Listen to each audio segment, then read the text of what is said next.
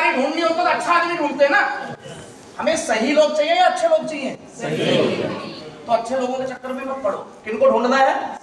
और सही कौन है? जो रिजल्ट निकालता है, जो काम करके दिखाता है, वॉल्यूम प्रोड्यूस करता है। परफॉर्मेंस चाहिए या नहीं चाहिए साहब? जो अपना खुद के बिजनेस की जिम्मेवारी ले। आप लोगों का बिजनेस बढ़ रहा है क्या? दो तीन की आवाज आई, बाकियों का मैं समझ गया। नहीं बढ़ रहा भाई। अरे बढ़ाने के लिए तो बुलाया गया यहाँ पर। बढ़ रहा होता तो क्या जरूरत थी आने की? और बढ़ रहा है, और बढ़ाना चाहते हैं कि नहीं बढ़ाना चाहते? यस। आपको अपना बोझ हल्का करना पड़ेगा। बोझ हल्का कर सकते हैं साहब? यस।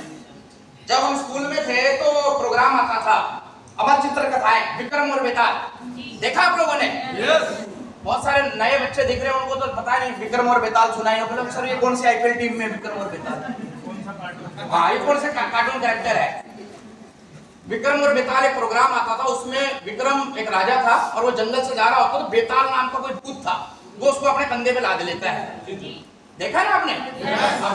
विक्रम चल रहा है और बेताल अपनी कहानी सुना रहा है। वो नियम ये था कि जब तक आप बेताल की कहानी सुनते रहोगे बेताल बैठा रहेगा। जिस दिन आप उससे कुछ सवाल जवाब कर दोगे बेताल है चला। तो सर मैं इसलिए नहीं आ सकता, सर आपको पता नहीं है, सर मेरे घर में बहुत दिक्कत है, सर मेरी बीवी बीमार हो गई है। जब तक आप ये कहानियां सुनते रहोगे वो सुनाता रहेगा और आपका बोझ बढ़ाता रहेगा। आपको बिजनेस बढ़ाना है या बोझ बढ़ाना? तो आपको इन बेतालों को उतारना पड़ेगा। जैसे आपको विक्रम चाहिए या बेताल चाहिए अपनी टीम में? पहली शर्त ये है कि आपको खुद विक्रम बनना पड़ेगा। चेक करो, एक खुद ही आप बेताल बन के बैठे हुए हो सुनील जी के कंधे पे, कहीं ऐसा तो नहीं है? हेलो।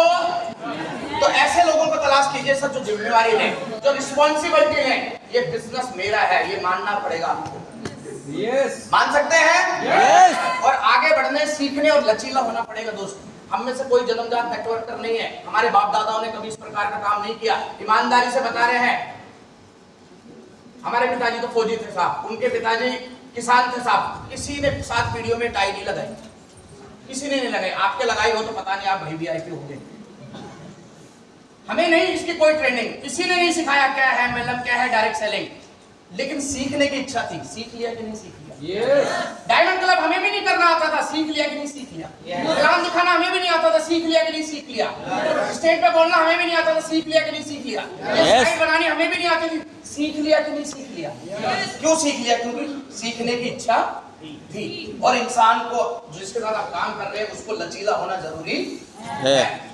हमें ढीठ लोगों की जरूरत नहीं है, हमें लचीले लोगों की जरूरत है, जो परिस्थिति के अनुसार अपने आप को फ्लेक्सिबिलिटी में एडजस्ट कर ले। अगर आप ये कर पाए, क्योंकि धंधा तो सही मिल गया है, बंदा ही तो ढूंढना आपने, क्योंकि धंधा तो आपको ढूंढते हुए अपने आप आ गया ना आपके पास। आरसीएम ढूंढने तो कोई गया नहीं, आरसीएम आपको ढूंढते हुए आ गया ना। यस। अब आपको सिर्फ एक ही काम करना है, आपको बंदा सही ढूंढना है। और कितने बंदे ढूंढने? सर ने बता दिया 10 ही तो बंदे ढूंढने। ढूंढ सकते हैं? यस। क्यों जरूरत है सर इस बिजनेस की? आपको लग सकता है मेरी नौकरी सही चल रही है, मेरी खेती बाड़ी सही चल रही है, 2-4 करोड़ का मुआवजा मिल गया है। सर जरूरत है इस बिजनेस की। इस समय दुनिया में 2 अर्थव्यवस्थाएं हैं, 2 प्रकार की अर्थव्यवस्थाएं होती है, एक विकासशील और एक विकसित। हिंदुस्तान कौन सी अर्थव्यवस्था है साहब? विकासशील, जो ग्रो कर रही है, जो बढ़ रही है। हिंदुस्तान, पाकिस्तान, बांग्लादेश, श्रीलंका, ब्राजील, जो धीरे धीरे बढ़ रही है। और एक दूसरी अर्थव्यवस्था है विकसित अर्थव्यवस्था। अमेरिका, जापान, जर्मनी, इंग्लैंड जैसा हम बनना चाह रहे हैं। ऐसा है या नहीं ऐसा? थोड़ा सा समझते हैं। अभी हम विकासशील अर्थव्यवस्था है। विकासशील अर्थव्यवस्था क्या कहती है? विकासशील अर्थव्यवस्था का नक्शा कुछ इस प्रकार रहता है, दिख रहा पहले वाला बर्फी कट।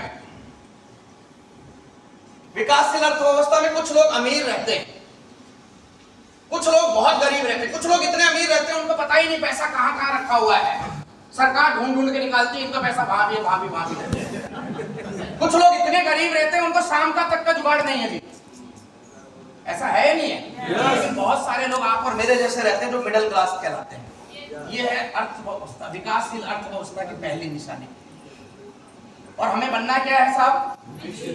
और हम उस दिशा में काम कर रहे हैं। बड़े बड़े अर्थशास्त्री कह रहे हैं 19वीं सदी अंग्रेजों की थी, 20वीं सदी अमेरिकनों की थी और 21वीं सदी हिंदुस्तानियों की होने वाली है दोस्तों। आंकड़े कर रहे हैं कि अगले 3 साल 5 साल में हिंदुस्तान कितनी तेजी से आगे बढ़ रहा है। इसका मतलब क्या है साहब, हम विकासशील से निकल के कहां पहुंच जाएंगे? विकसित। अगले 3-5 सालों में ही। अब विकसित देश की अर्थव्यवस्था कुछ इस प्रकार की होती है, समझ में आ रहा है? डमरू, यस, डमरू में एक क्लास रहती है रिच क्लास और एक क्लास रहती है पुअर क्लास, 2 ही क्लास रहती है वहां पर। मिडिल क्लास के नाम पे कोई भी वहां पर चोंचलेबाजी नहीं होती। या तो आप अमीर होगे अर्थव्यवस्था, विकसित अर्थव्यवस्था में, या फिर आप गरीब होगे। जो हमने स्टिकर सा लगा रखा ना अपने आप को बेवकूफ बनाने के लिए मिडिल क्लास का, वहां नहीं होता वो स्टिकर। आप देखिए अमेरिका में या तो अमीर है या गरीब, जापान में या तो अमीर है या गरीब है, ये मिडिल क्लास कुछ नहीं है। अगर हम यहां से यहां पहुंच जाएंगे अगले 10 सालों में, इसका मतलब अभी हम यहां हैं। या तो हमें अगले 5-7 सालों में मेहनत करके ऊपर जाना पड़ेगा, और नहीं तो बिना मेहनत के ऐसे कैसे रहेंगे तो नीचे तो हम अपने पे जाएंगे। तो क्या चाहते हैं आप? क्या चाहते हैं? ऊपर। मेहनत करने के लिए तैयार हैं? यस। तैयार हैं? यस। क्योंकि ये तो तय है, ये होने वाला है। या तो मेहनत करके अमीर बन जाइए, और नहीं तो गरीब तो अपने आप बन ही जाएंगे। उसके लिए आपको करना पड़ेगा नेटवर्क मार्केटिंग, जो हम काम कर रहे हैं। थोड़ा सा और जाते हैं इस धंधे के ऊपर, ये क्या चीज है। यहाँ पर आप पैसे के लिए काम मत कीजिए। गुरुदेव दिनेश मोहन जी कहते थे नेटवर्क मार्केटिंग पैसे के लिए नहीं करना, नेटवर्क मार्केटिंग एसेट बनाने के लिए करना है, संपत्ति बनाने के लिए काम करना है। एक बार संपत्ति बन गई तो पैसा तो अपने आप आएगा कि नहीं आएगा साहब? Network marketing is not about extra cash selling product, it is about wealth creation. हमें संपत्ति बनानी है। एक बार अगर हमारी संपत्ति तैयार हो गई, संपत्ति बढ़ती रहेगी, इनकम अपने आप बढ़ती चली जाएगी। इनकम बंद हो सकती है, संपत्ति खड़ी कर दी तो इनकम आती रहेगी। थोड़ा सा तो समझते हैं। बाकी सभी धंधे आपको सिर्फ इनकम दिला सकते हैं, उन कामों में आपको संपत्ति एसेट बनाने का मौका मिलने वाला नहीं है। नेटवर्क मार्केटिंग आपको पहला ऐसा प्लेटफॉर्म है जो आपको एसेट क्रिएट करने का मौका देगा। कैसे? एसेट की थोड़ी हम समझते हैं इसको थोड़ा सा।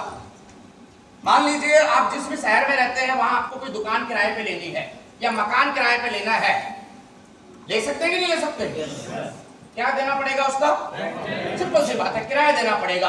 उस चीज का जिसका आप किराया देंगे उसकी कुछ कीमत होगी या नहीं होगी, तभी तो किराया देंगे ना। मान लीजिए 5,000 रुपए का आपने कोई मकान या दुकान किराए पे ली, तो उसकी अमूमन क्या कीमत रहेगी आपके एरिया में?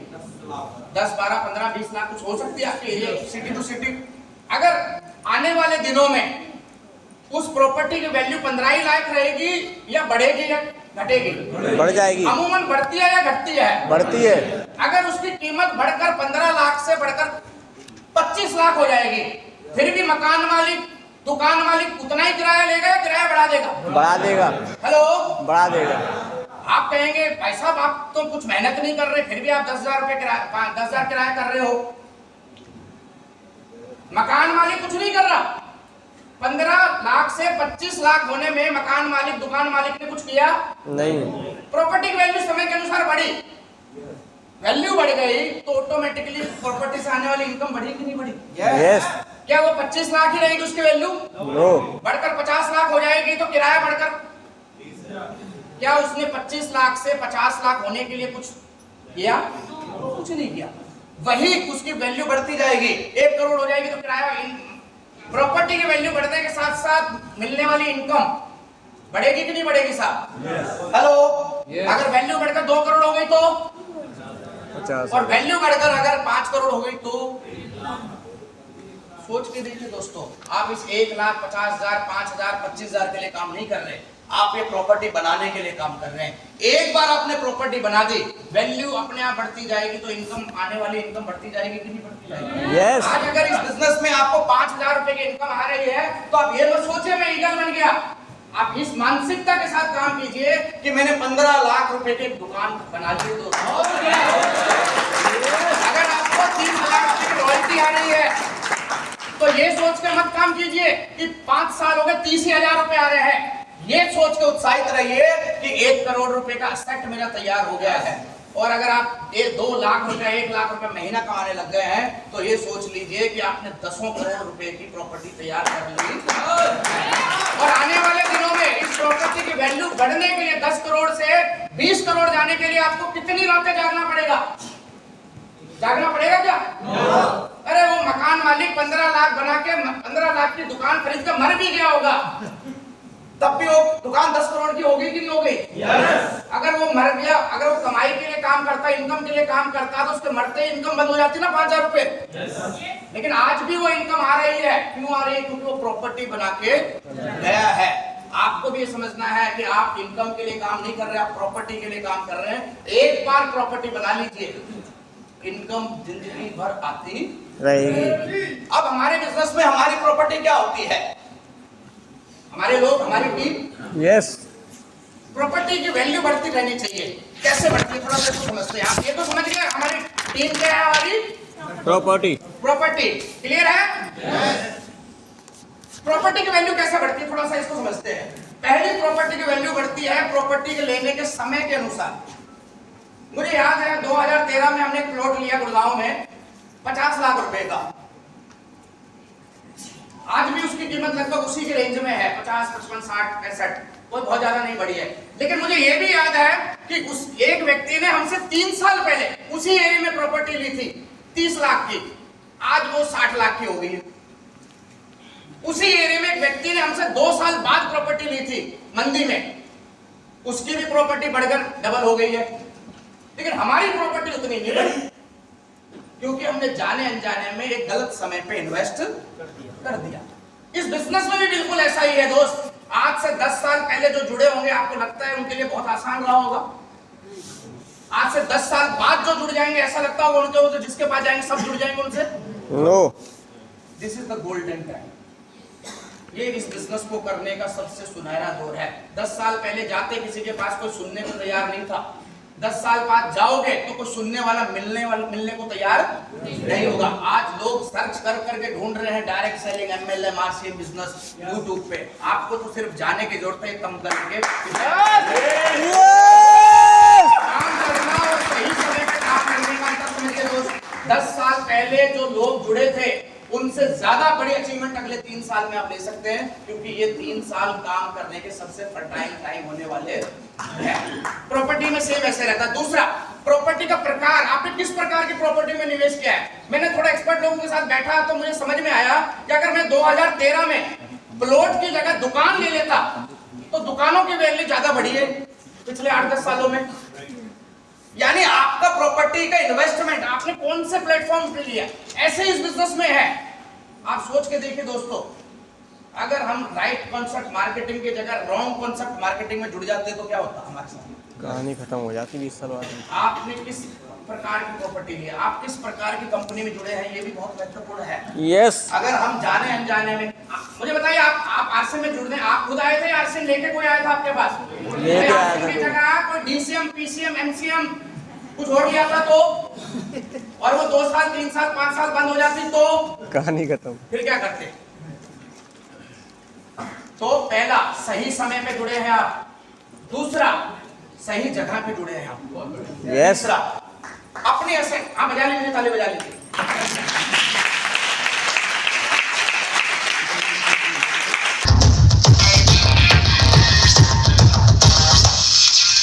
किराएदार के पास और बोलो भाई साहब इसका रेंट बढ़ाओ थोड़ा सा, अभी थोड़ा कुछ बढ़ेगा 5-10%, क्या वो बढ़ा लेगा? बोलेगा भाई साहब ये देखो, मैं शुक्र है मैं रह रहा हूँ यहाँ, नहीं तो ये तो जाले रह रहे हैं तो ज्यादा।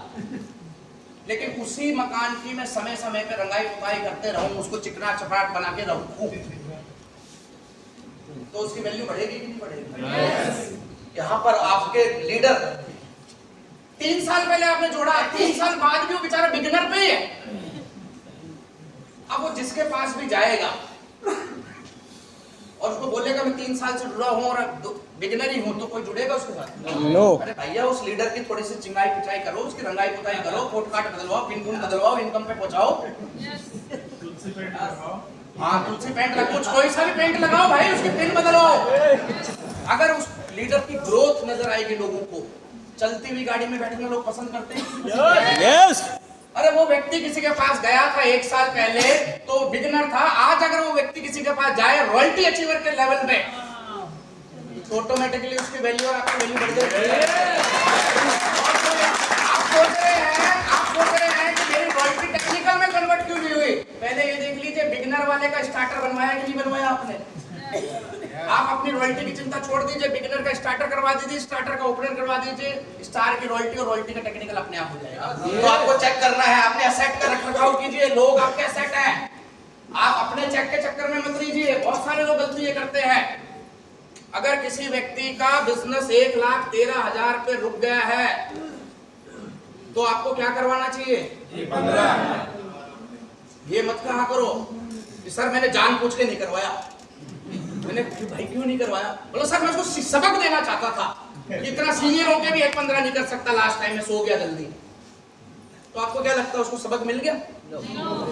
3 महीने बाद वही बिजनेस आ गया 55,000 पे, 6 महीने बाद वही 55,000 का बिजनेस आ गया 25,000 पे। अब मेरे को बताओ ईमानदारी से सबक किसको मिला?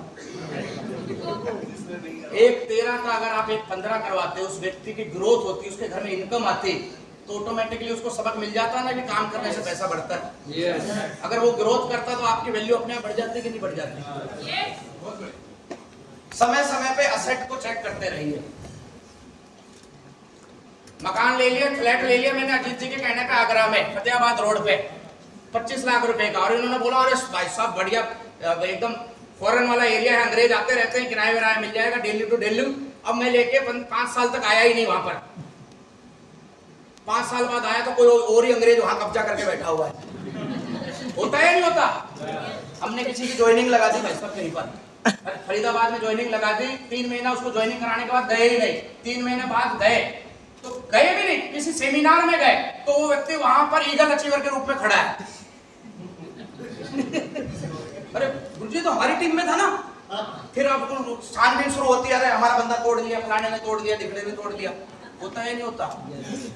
तो जो लोग आपने जोड़े हैं उनके प्रॉपर केयर करने की जरूरत है या नहीं है? ऐसी गलतियां हम करते हैं कि नहीं करते हैं दोस्त?